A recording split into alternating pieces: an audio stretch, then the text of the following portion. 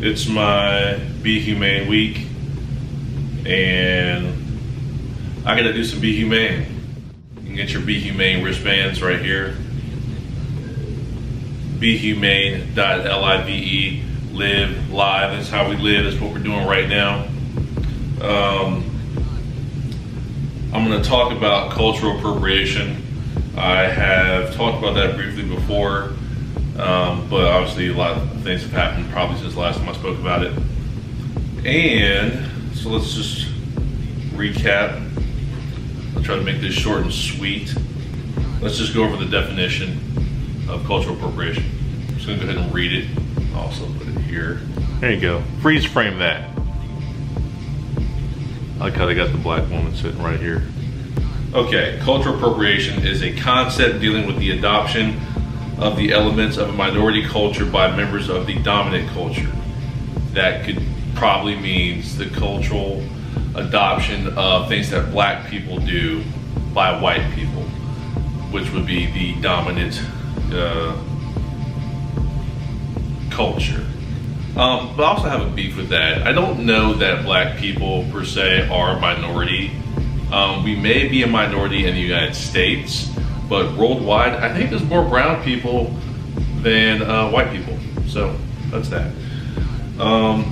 It is distinguished from the equal cultural exchange due to the presence of a colonial element in a balance of power.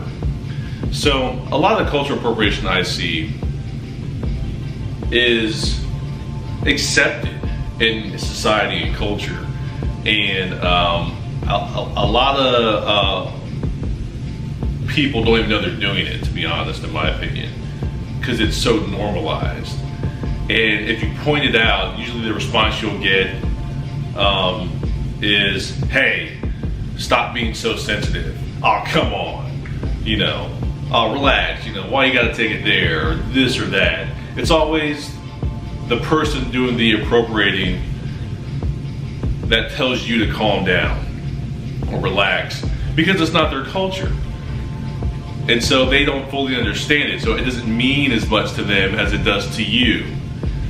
So the only way I can relate that to the person doing the appropriating is take something you love, take something that you do in your life, and let somebody else come in and make fun of it, tease it, loosely play with it, and see how that makes you feel.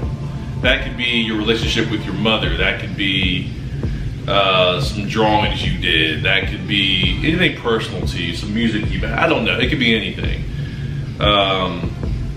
How tall your family is. It could be a number of things. And then once it hits home, it's like, oh, you know, it's offensive to you because it hits home. It's personal to you. And this Be Humane stuff always cracks me up, because I listen to myself sitting here talking about it, and I'm like, this shit is so basic. Like, all it boils down to is being humane. Don't be an asshole in everything that you do. Don't be a jerk. Be a little bit more aware. Be a little bit more sensitive. Be a little more empathetic when you're dealing with other people, and other cultures, races, and the other gender. You know, just don't be a dick. It's just what it boils down to. Let me find some examples of cultural appropriation. Like, I'm just gonna Google it and I'll hit images. Number one thing I get is like the Cleveland Indians. That's a horrible name, okay? I think the Atlanta Braves is the baseball team. Those are horrible names. The Washington Redskins. If you don't know what the colonizers did to the Indians, just Google it, okay? It's a horrible, it's like genocide. Practically genocide. And we treat it in society like it's this normal thing, like Thanksgiving, and this is all a holiday. Like, no, you guys damn near wiped out a race of people to the point where you don't even see them that much in society today. They're all pretty much kind of, on their reservations, not functioning in society. Now, I will say I have seen a lot more Indians here lately than I've ever had in my life, and I don't know, I would have to do more research on that and figure out, has culture changed? Are they feeling more comfortable and free to come out and be in society? I don't know. But yeah, that's fucked up. And so I think adding insult to injury, like go ask the Indian how they feel about the name Cleveland Indians or Atlanta Braves or Washington Redskins. Go ask them how they feel about it, not how you feel about it. How do they feel about it? And if you give a damn, then it would mean something to you. But don't be like, it's baseball, man, it's just how it is. Because you accept it. I don't know, man. I like to kind of think about Iggy Azalea. It's weird because what I know about Iggy Azalea, I don't know her as a person, so I'm not speaking about what kind of person she is. But like the first time I heard Iggy Azalea talk, she's got this heavy Australian accent, and then she said I think her story was something like she wanted to rap, and she wanted to sound like rappers. So when she raps, she doesn't sound Australian. She sounds how she sounds. And you listen to Iggy Azalea, you know how she sounds.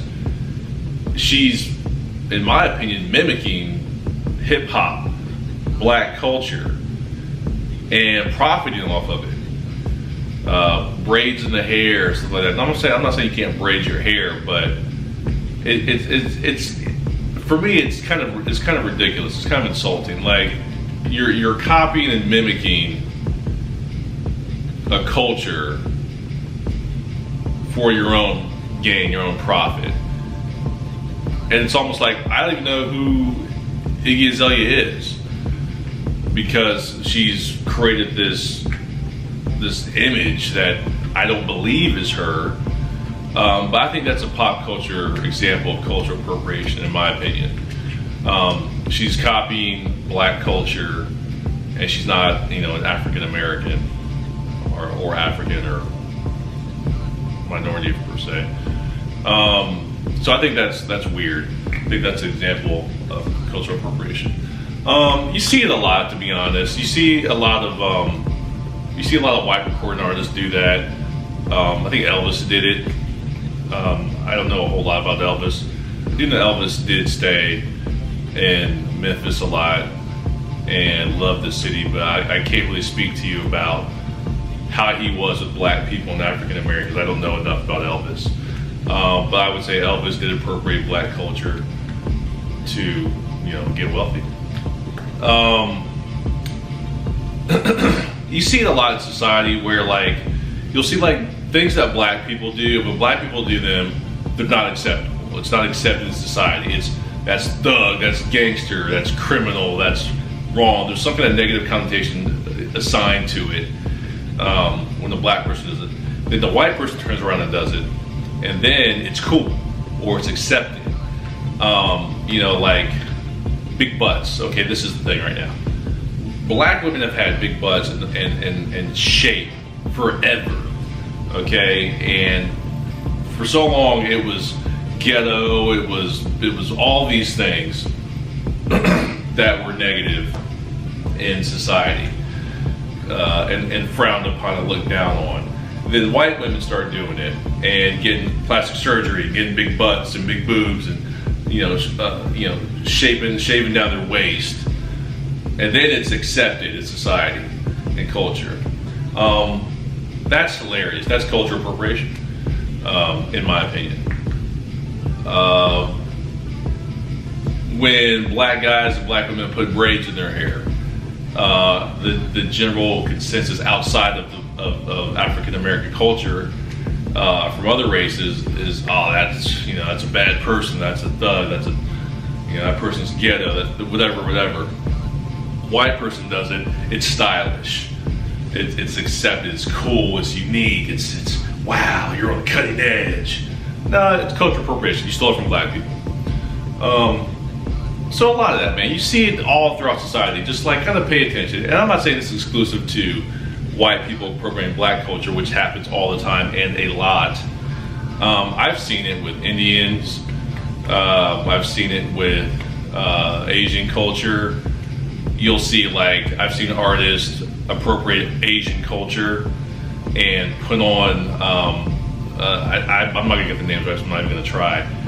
I would say Asian garments and do videos and stuff, and I don't know if they would even know or understand what the garment represents. Maybe, did you even research, like, does the garment represent something? Is it something meaningful in their culture, or did you just put it on because it looked cool, or you thought it looked cool, or whatever? So you see it all the time. There's probably, let me see if there's anything else here. You probably see it a lot and on Halloween. I imagine you'll probably see, like, women and people put on Indian stuff, and I don't know where the line is on that. Here, look at this. I like this image.